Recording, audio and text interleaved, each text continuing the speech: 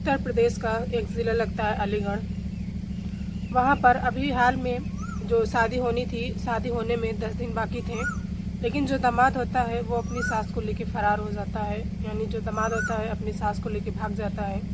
जैसे जब इस मामले की जब इस घटना का लोगों तक पहुँचती हैं तो लोगों को विश्वास नहीं हो रहा था कि आजकल के लोगों को क्या हो गया है, ये कैसी हरकत है, ये कैसी स्थिति है।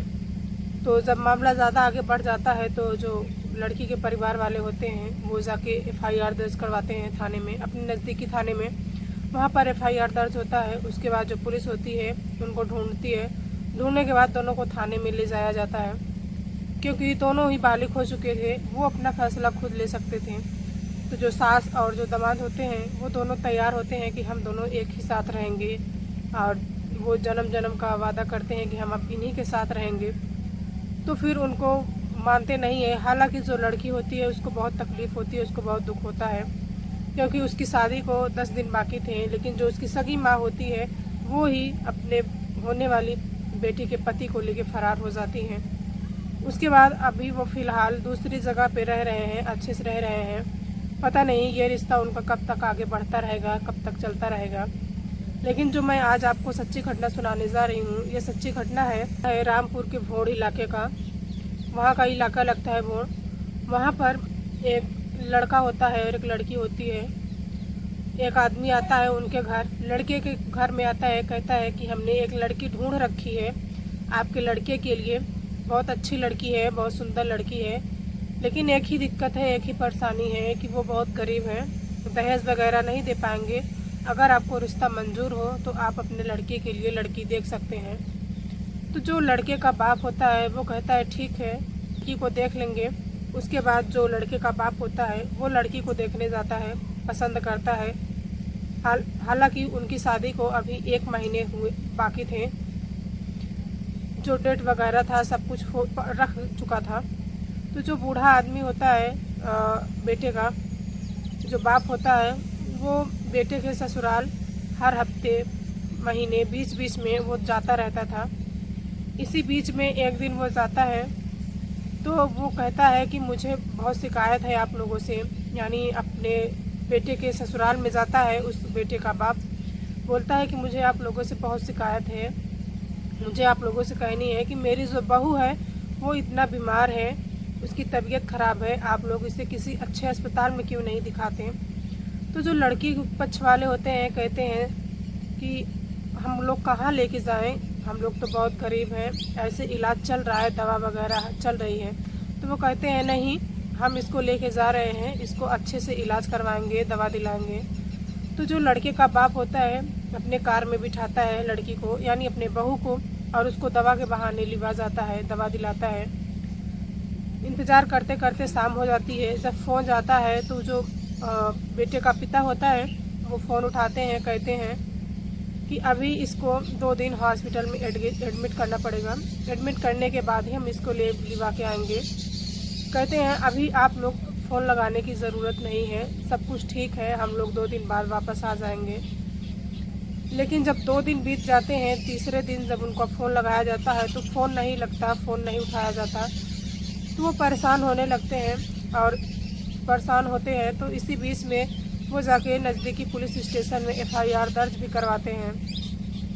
लेकिन अगले ही दिन जो बेटे का पिता होता है वो अपनी बहू को लेके अपने घर आ जाता है, यानी अपने गांव आ जाता है। जब ये सब गांव के लोग देख रहे थे तो वो बड़े आश्चर्य थे कि अभी तो शादी ब्याह में 1 महीने का समय बाकी है, लेकिन ये अभी ही अपने बेटे की पत्नी को यहाँ लेके क्यों आ गए हैं, अभी तो निकाह भी नहीं हुआ है। जैसे ही वो लेके घर में आते हैं तो जो उनका बेटा होता है वो पूछता है कि ये सब क्या है। तो वो बताते हैं कि मैंने इस लड़की से निकाह कर लिया है, अब ये मेरी पत्नी है और ये अब मेरे साथ ही रहेंगी। तो इस बात से बाप और बेटे में लड़ाई झगड़े शुरू हो जाते हैं। बेटे को इतना ज़्यादा गुस्सा आता है कि वो बाप से मारपीट करना शुरू कर देता है, और इसी बीच में वो अपने बाप को मारता है। लेकिन बाप भी कम नहीं है, वो भी लगातार उसी के हिसाब में वो भी जवाब दे रहा था, वो भी अपने ही बेटे को पीट रहा था। तो इस बीच में जो बेटे की माँ होती है वो भी आ जाती है और जो लड़की होती है उन दोनों के बीच में भी झगड़ा शुरू हो जाता है, कहासुनी शुरू हो जाती है। हालांकि ये तो ठीक था कि दोनों में हाथापाई नहीं हुई, दोनों में मारपीट नहीं शुरू हुआ, लेकिन झगड़ा लड़ाई दोनों में हुआ। तो इसी बीच में जो गांव के बुजुर्ग आदमी होते हैं, जो जिम्मेदार आदमी होते हैं, वो लोग इकट्ठा होते हैं। वो कहते हैं जो हुआ सो हुआ, इस कहानी को यानी इस बात को यहीं पर दबाया जाए और इस मामले को यहीं पर दबाते हैं और जो हुआ उसको बीत जाने दीजिए, ठीक है। तो इस बीच में वहाँ पर पंचायत बुलाई जाती है।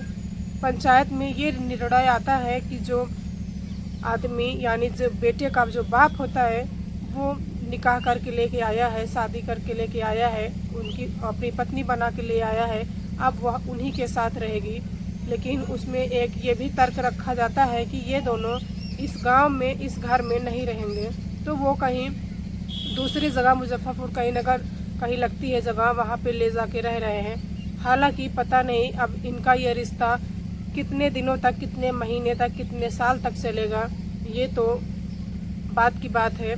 लेकिन इस कहानी को सुनाने का उद्देश्य आप लोगों का दिल दुखाना नहीं है, बल्कि आपको सचेत करना है कि जो पिछली बार जो अलीगढ़ में हुआ था हादसा ऐसा कि उन दोनों के बीच में तो उम्र का बहुत कम फासला था। एक 34 साल की थी तो एक 22 साल का लड़का था। उन दोनों की उम्र में कुछ तो तालमेल था, लेकिन इन दोनों की उम्र में तो कोई तालमेल भी नहीं है, कहीं कहीं दूर तक कोई तालमेल नहीं है। एक 55 साल का बुढ़ा आदमी होता है तो वहीं एक 21-20 साल की लड़की होती है। दोनों के बीच में कोई मेल जोल नहीं है, बिल्कुल भी मेल जोल नहीं है। तो आप अंदाज़ा लगा सकते हैं आपने कहाँ उनकी सोच पहुंच चुकी है, कैसे कैसे लोग हैं। और ये भी सोचने पर लोग मजबूर हैं कि इन लोगों को हो क्या गया है। उम्र का तो लिहाज रख लेते हैं, परिवार का लिहाज रख लेते हैं, लेकिन नहीं, एक 55 साल का बुढ़ा और 21-22 साल की लड़की, यानी दोनों निकाह करते हैं और खुशी खुशी इस गांव को छोड़कर कहीं दूर चले जाते हैं। इसी बीच में जो लड़का होता है वो पंचायत में ये भी कहता है कि जब इन्हीं को इसको रखना था, निकाह करना था, शादी करना था, तो मुझे बीच में क्यों लाया गया, मुझे बीच में न लाते तो ज़्यादा अच्छा होता। शायद इसी बात से बेटे को बहुत ज़्यादा तकलीफ़ होगी, क्योंकि शादी को सिर्फ 1 महीने ही बाकी थे। ना जाने कितने अरमान सजाए होंगे, ना जाने कितने उसके अरमान होंगे, कैसे होंगे, लेकिन शादी होने से पहले ही उसके बाप ने उसके सारे अरमान तोड़ दिए। तो दोस्तों, इस पूरे घटनाक्रम को सुनाने का उद्देश्य आपको दिल दुखाना नहीं है, बल्कि आपको सचेत करना है, आपको जागरूक करना है। जय हिंद, जय भारत। लेकिन मैं जाते जाते आप लोगों से एक यही रिक्वेस्ट करूंगी कि आप लोग चैनल को ज़रूर सब्सक्राइब कर लें और ज़्यादा से ज़्यादा लोगों तक शेयर करें, ताकि लोग भी अफवाह से दूर रहें और अफवाह से बचें।